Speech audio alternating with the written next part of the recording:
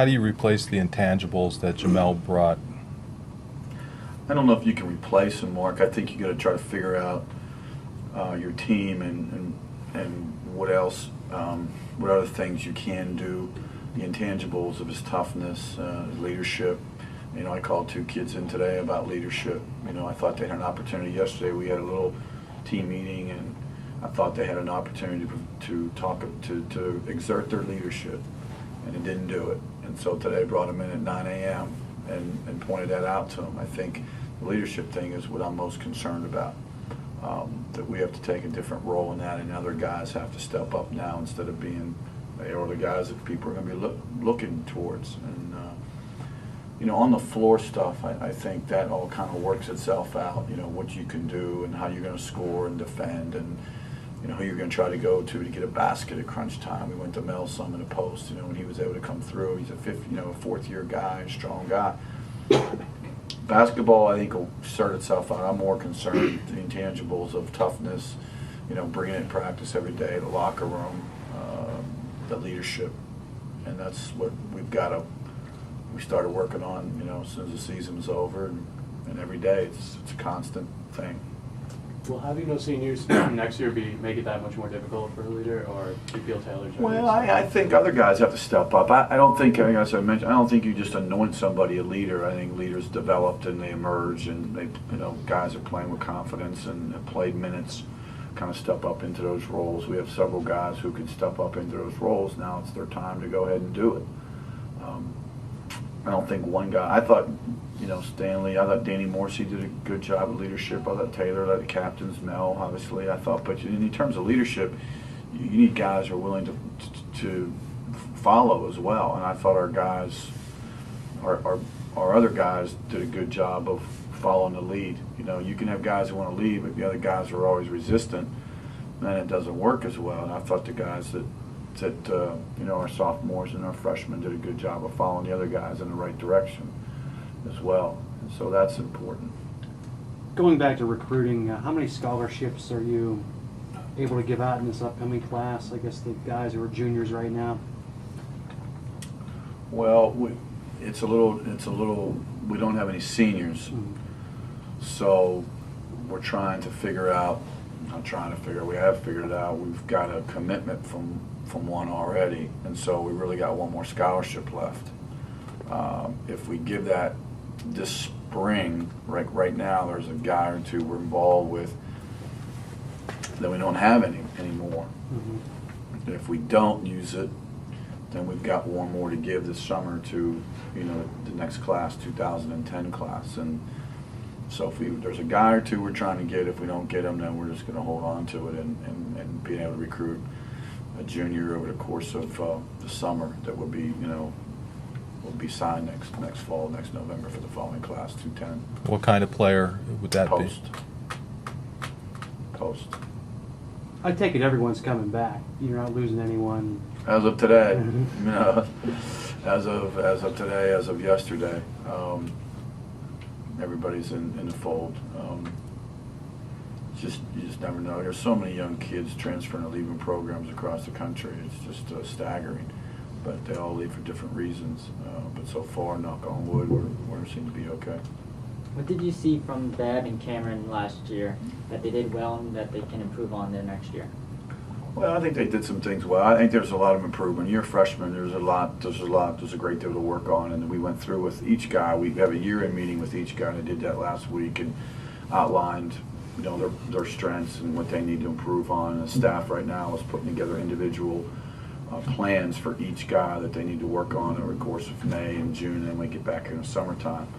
Both can shoot the ball very well. Both are bigger guards. You know, I think that's important. They're a little bit different. I think they can play a wing spot and an actual guard spot.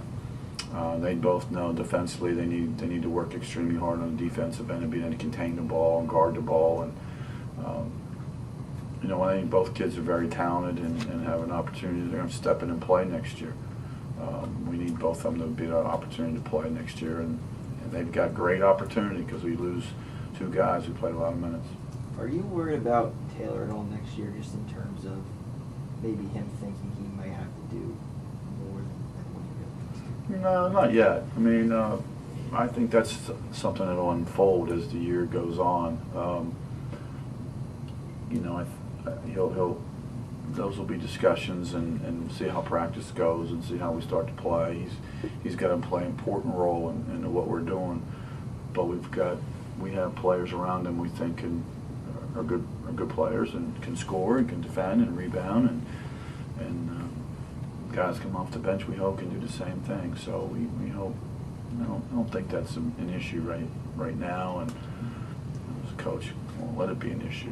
Just out of curiosity, what was the gist of his end of year meeting? Well, that's pretty private, but for the most part, it's. I thought he had a great year. He affected the game, won some big games for us. He'll be the first to tell you. My conversations with him are always about defending, and the first line of defense is your guards. And so, if there was something that sticks out, that I would say, hey, we got to defend the ball better. We got to defend better. Offensively, you know, he'll tell you he wants to shoot the ball better from the perimeter. He would want to be more, you know, consistent free throw shooter. So, you know, you talk about some things like that, and I think those are all in the numbers. You can see, you know, free throw shooting was good, but there's some games that didn't make them. And there's 3-point shooting, the percentage can be higher, and he knows that, and he wants to be that.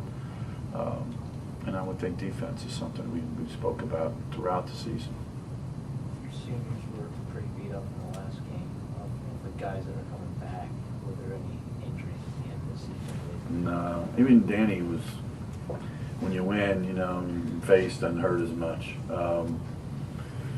But they were, you know, they were all smiles. There was no injuries. The bus was a little quieter back home than I thought it would be. I think they were all tired and all half asleep because we didn't get home till late. But no, nobody's banged up. Anything else? Is there anything for you? We always ask the guys, you know, sort of what they gain from experience like the NIT run. Is there anything for you personally, coaching, that you picked up from that run that you might use going forward? Mm-hmm. You know, I thought we handled the tournament pretty well. I'm not trying to, as a staff, I thought we had a pretty good tournament run. I thought we handled things pretty well in terms of our preparation, practice time. That's the stuff I go back and look at as we're preparing for different things, whether how long we practiced, you know, leading up to the tournament, you know, in the last 2 weeks of the season, I think guys will tell you practices were very short. You know, we put 60 minutes on the clock, put 40 minutes on the clock some days, practiced hard, intense, got them off the floor. So I think, you know, I thought we were pretty fresh. I thought we had good legs. It was a long year since last August 1st, but I thought we did a pretty good job of trying to keep them as fresh as we could, both mentally and physically. I thought the way we handled the whole New York thing, the times we practiced, we worked out, we let them have some fun. I thought that was a good balance as well. The program has a history of using NIT, strong NIT runs as a springboard. Mm-hmm. How important is it to make that next step? Well, I think it's important to make a next step. I think it's important to continue to grow the program. Recruiting needs to continue to grow, Mark. You know, every year things change. I just looked at, I was looking at some magazines from preseason rankings, you know, where we were picked 9th in the league or this or that, whatever. And so it's, every year somebody's got an opinion on where you're going to be. Like I told our kids, you know, but we decide where we're going to be as a group. And it'll be the same thing. You know, we have an opportunity to next year. We've got several players back for 2 years. And I think it's, hopefully we can make that jump and make another jump and continue to grow as a program. To where that leads, who knows. But I think we have an opportunity here to grow it and to continue to get better.